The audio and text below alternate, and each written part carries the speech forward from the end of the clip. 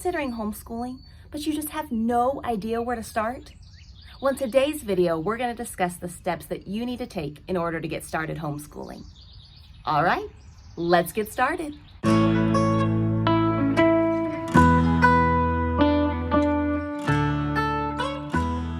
Hi, my name is Emily, and welcome back to my channel. I'm a homeschooling mama who taught at a private school for 5 years, and now I'm at home teaching my own 3 kiddos. You know, I realize that when you first decide to homeschool, whether you're starting from the beginning with kindergarten or maybe you're pulling your child out of school, that it can seem overwhelming. I mean, what all do you need to do? What are the steps that you need to take in order to get this thing started? And so I was hoping that by this video, we can briefly outline the steps that are necessary to take in order to start the homeschooling process. All right, step number 1, I believe gets overlooked way too many times. I believe the first step before starting any of this homeschooling journey is that you need to pray. First of all, pray and ask God for guidance. This is a big deal. You're taking your child's education into your hands. And so why not place that burden into the hands that created the world? And then ask him for wisdom, because you're going to be making so many different decisions between curriculums or, the plan for your year or how you're going to homeschool your child. And all these decisions really need to be made with the right mind and just seeking after God. At least that's our mission in our homeschool. The second step is to know your state laws. You see, homeschooling is legal in all 50 states, but each state has their own guidelines and laws for homeschooling. And so some states are more strict, some are a little more moderate. Thankfully, where I live, we have very few homeschool rules and laws. And so you just need to find out to make sure you're doing what's required and that you don't get in trouble. And so there's things like, do you need to take standardized testing every year? Or every few years? I know some states, they want a portfolio that has some of your sample worksheets from your student, or your student might need to be evaluated at the end of the year by a certified teacher. But then some are a little more relaxed, and all they require is certain subjects that you teach, or maybe a certain amount of hours that you school throughout the year. A lot of them just require a letter of intent that you have to send to the school if you're pulling your child out, or even if you're just starting from the beginning, a letter to send to the school to say, hey, I'm going to homeschool my child. And so it's important to look and see what the state laws are in your area. All right, step number 3 is determining why you actually want to homeschool. Do you want to have a biblical worldview for your family? Do you want to just protect them from the negative influences in the current school system? Do you want to have a more flexible schedule so they can spend more time doing other things or with family? And so determining why is important.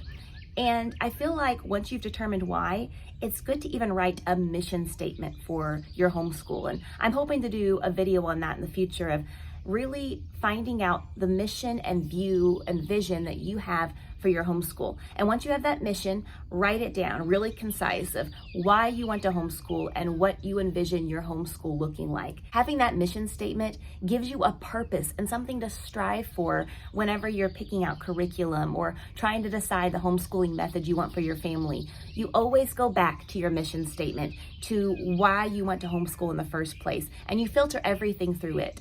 And so I just think that's so important. And then having that mission statement, homeschooling's hard. And when you have those hard days and kids are crying, or maybe they just won't do their work, or you have laundry piled up, but yet you have this kid over here that needs help with algebra, and you don't think you can do it anymore, going back to that mission statement really does encourage you and help you get through those rough days, because it reminds you, okay, yeah, this is why I decided to homeschool in the first place. This is why I want this for my family. This is why it's worth it. And so I really feel like a mission statement is so important and crucial for your homeschool. And I would just suggest getting that together and really deciding the purpose and reason of why you want to homeschool. All right, so step number 4 is to create a plan. First of all, decide the how.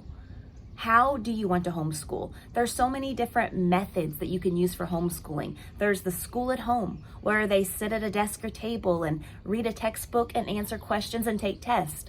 Or there's the Charlotte Mason, where it's a lot of literature-based, reading living books and then narrating that back, and that's the way that they gauge how much they know.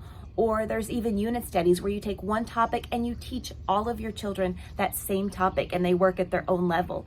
So I would suggest looking into how you want to homeschool. I have a video that I just posted a little bit ago on the styles and methods of homeschooling. I'll link that in the description below. And in that video, we discuss 6 of the most popular homeschooling methods. And so I'd encourage you, after we get done with this video, to watch it and see which one lines up, because it's kind of good to already have that in mind. It helps with so much of your planning. It helps with your curriculum choices. So figure out how you want to homeschool. Deciding when you want to homeschool.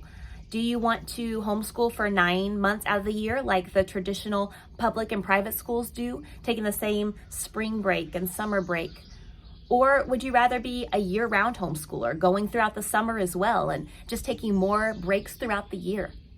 What time of day do you want to homeschool? Do you want to be a morning homeschooler, that right first thing in the morning, your kids, their brains are ready to learn and they're freshest in the morning? Or maybe you like the relaxed approach, setting back in the morning, having breakfast together, going ahead and getting chores done, and then schooling later in the day. That's the great thing about homeschooling. You can really tailor your day to fit your family and what works best for you. Or how many days a week would you like to homeschool? Did you know that you don't have to homeschool all 5 days of the week? Thankfully, we're able to only homeschool Tuesday through Friday, and then we take Mondays off, and we're still able to get all the work done that we need to. And so we do this so that way we can all spend more time with my husband and be together more as a family. And then you need to decide where you're going to homeschool. Now, thankfully, since we are homeschooling, this is very flexible. I mean, some days you can work outside. Some days, you can take it with you and do read alouds on the road. But I would encourage you, at least from my personal experience, for the majority of your work, it is good to have an area where you do most of your schooling. And so whether you have room for a dedicated schoolroom, or you do your schoolwork at the kitchen table or sitting at the couch with lap desk or in the floor, having that area that's kind of more free from distractions and doing it in the same area every time kind of programs the brain to know, hey, when I'm sitting down here or when I'm in this room, it's time to learn. But just something about having that one area, I think, is very beneficial for your kids and even for you. Step number 5 is to choose your curriculum.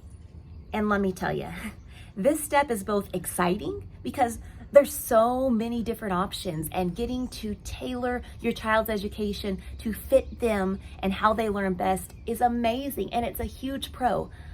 But this step is crazy overwhelming because there's so many different options and so many different choices. And while it is a pro, it definitely can seem overwhelming at times. And so I'm just going to briefly outline this step because, to be honest, that's one of my next videos that's coming out. I want to devote a whole video into choosing the curriculum for your child because I feel like it is such an extensive step. But I will say it's important to know your child and how they learn. I also have a video on learning styles. I can link that in the description below, and know exactly if your child's a hands-on learner or a visual learner, or they learn by hearing things, an auditory learner. Knowing how they learn, again, knowing how you want to homeschool them, and then just knowing your situation and how your life is for you. Those are things that go into choosing a curriculum. And again, we'll have a later video on that, but choosing a curriculum is a huge step. And that goes back to asking God for that guidance and that wisdom as you make these decisions. All right, step number 6 is to make sure to keep good records. Now, I know that not every state requires you to send this in and to report it, but I think keeping good records is just important, and being organized with the grades and things of that nature, attendance. I like to keep track of the days we do school, so that way if something ever happens, I'm prepared and I know, okay, this is the amount of days we did school this year. And so I just feel like it kind of just gives you some assurance on your end as their teacher. And then, for transcripts and filling out paperwork, and especially when you're trying to figure out the diploma in the end, just keeping good records and grades, I feel like, and being so organized in that is so important. So there's different ways of doing this. You can simply get a planner. Sometimes you might find something through a curriculum. I know Master Books, I've ordered record keeping from them before, and they're very detailed on what you can keep in their records. For ACE that we use, it has these cards that you keep track of the child's book that they just took a test in and what grade they made for each test. It also has cards for attendance and areas to make notes, so you can keep track of field trips or just fun things that you did that day. And so there's different ways to do this, but I would encourage you to try your best to be organized and to keep good records throughout the year. Step number 7 is that I would really encourage you to find support. Now, I don't know what your situation looks like. I don't know if your family is supportive. I don't know if you have close friends already living by that homeschool as well. Maybe you feel like you're alone in this journey and you really don't know many people that homeschool. Well, either way, I encourage you to maybe join some type of homeschool group. Maybe if it's just meeting to have play dates, or maybe if it's a co-op where I know close to where we live, they have a church host where the homeschool kids can get together and have PE. And while they're having PE and activity time, the parents get to sit back and that's their social time. And so they encourage each other through that time and they lift each other up. And so just finding time to be with other homeschool families. You can do this through looking online, a lot of Facebook groups. Maybe it's just encouraging each other online. Or again, I'm part of groups that do meet in person. And I think finding support for both you and your child is very important. And finally, step number 8 is to enjoy it. Please, please, please, I encourage you, take time to enjoy this homeschool journey. There are so many benefits and pros and blessings that come along with this journey. There are hard days.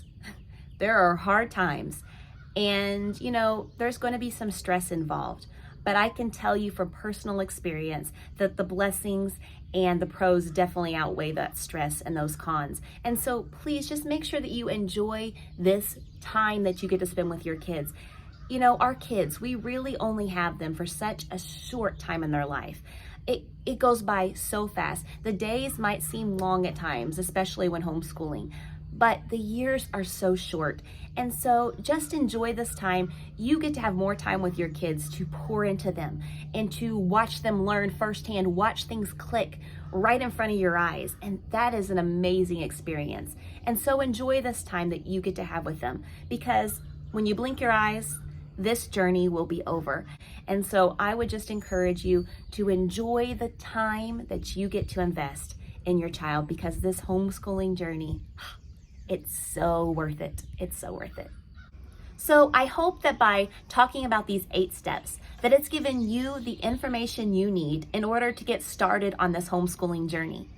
It can definitely seem overwhelming at first, but let me promise you, this journey is so worth it.